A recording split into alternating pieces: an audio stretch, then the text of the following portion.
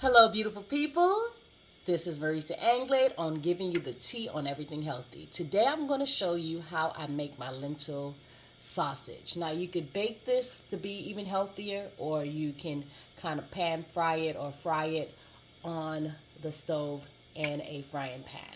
And I'm using olive oil, and this is the lentils has already been seasoned, so I didn't show y'all exactly from scratch, but to make sure the lentil is strained, not fully wet. And even if it's a little wet, just make sure you got all the water out, and then you add your potato starch or potato flour to stiffen it up and to take out all the moisture. And your seasonings, whatever your season that you like. Sometimes I add psyllium husk, which adds as a nice fiber, additional fiber to it. I didn't do it this time because we got to hurry up. And so I got the oil already on my in my pan, and I'm gonna move it here, and we just shape it. You can use a lid to shape it as well, or you just eyeball it and shape it the way you want to shape it. So we're gonna focus on the pan. So I got some from a spoon, and look at this. It's a nice little shape. Get a little roundness. There you go. I usually make a lot of these and freeze it. Okay, put the frying pan, put the oven at a higher temperature. I'm going to put some more in. There you go. This is an impromptu video. I just didn't plan to do a video, but I like, let me show y'all. Now, this is definitely economical, right? You just got some beans, lentils. Put it down a little bit. Now, if you don't want to fry, now you just add some oil, just a little bit, just to have not to be so dry, and put it in the oven. Now, if you do put it in the oven without any oil of some sort, it might come out feeling dry, and I ain't like it like that. So, but this is it. We don't do this all the time, but like I said, put that in there. We got room for one more. Perfect.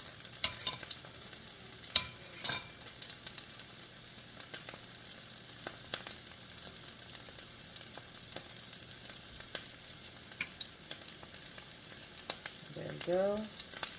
Add a little bit more, a little oil in here a little bit. There you go. So it doesn't stick. This is so simple. It goes according to your taste.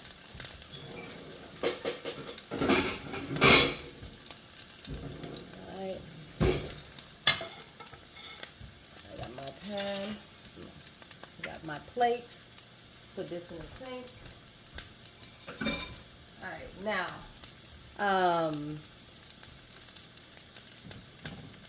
this is very easy.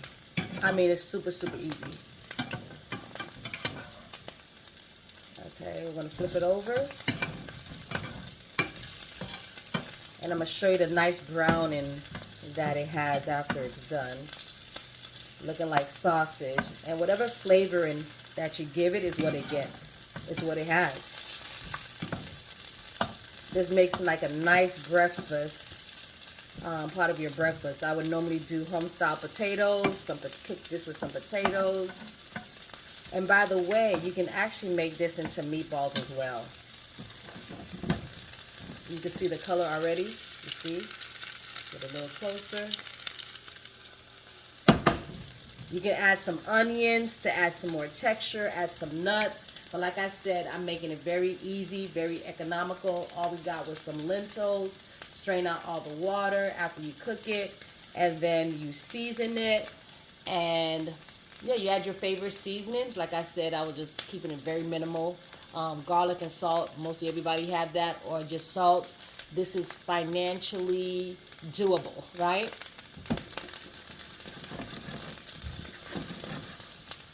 And you can have this with anything. You could crumble it up and add it to some pita bread, which we're going to do today. I made some tomato sauce that I'm going to have it in there. What else? And that's basically it. Keeping a simple breakfast for the family.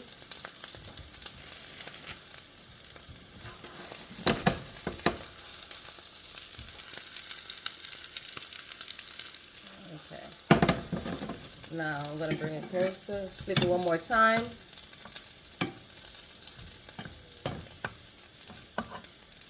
Flip it one more time.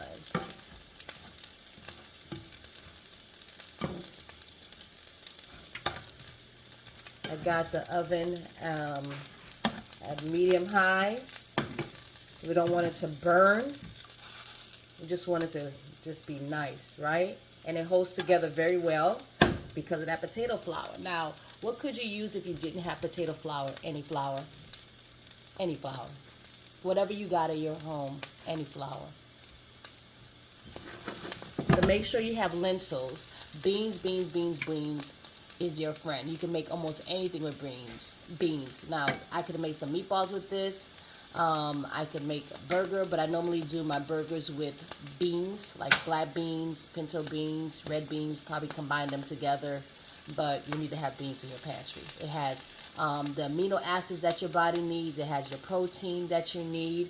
And it has the carbs. And we're done. Turn the oven off. All right. I'm going to put this on the pan.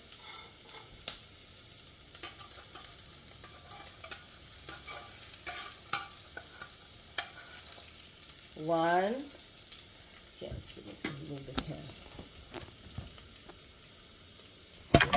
Okay. There we go. You got it? We're good. Okay. There you go. All right, so we're going to sorry about that. 3, 4, 5, 6, 7. Now, mind you, put this here. Now, mind you, this was just leftover lentils that I had. And so I decided to make sausage with it. I forgot what did I do. Oh, we made what is it called? It's a dish that it's made with spaghetti and like I think like grounded meat, whatever, grounded meat, beef, whatever.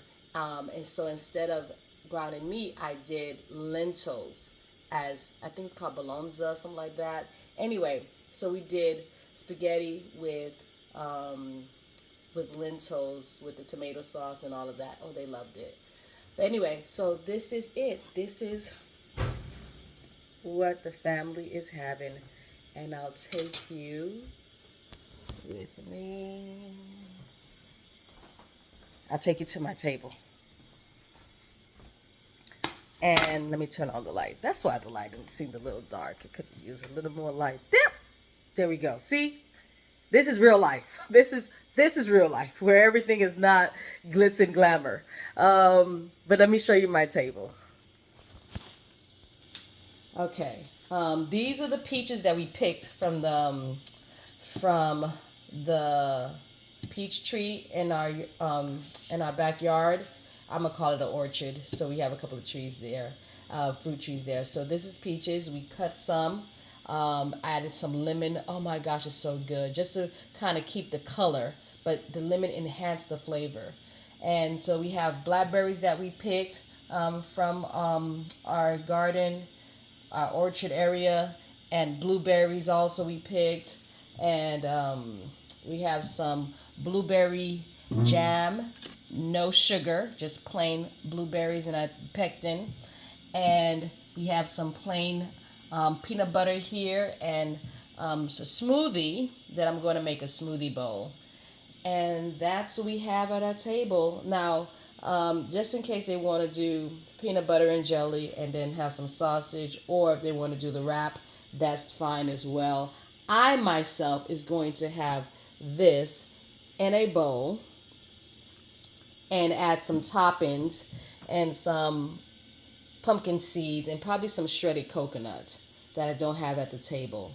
And some more. These are back there is the onions that we harvest and the garlic that we let it dry out, and they're slowly drying out perfectly. And that's what we have here today. This is our table, and this is our breakfast. And I just say, take care of yourself. I am feeling good. I'm feeling good. I'm feeling good. Gradually getting to my schedule, taking it one day at a time. Woke up early this morning. I made it to bed at 9:30. Now, did I fall asleep at 9:30? So me and the hubby made it in bed by 9:30, 9:35. Probably went to sleep between 9:45, 50, doing pillow talk. But it felt good to go to sleep early, wake up early, get my time in with God, have my little devotion with my husband before I go exercise, and then come in with the family. And so while they are cleaning the bathroom, I decided to take this opportunity and speak to you guys. And I do have something I want to share. I can't leave you without some encouragement. Now, the peaches that you see on my table, we had planted the tree. We planted our peach tree about 3 or 4 years ago. About 4 years ago, I want to say, because that's 2021.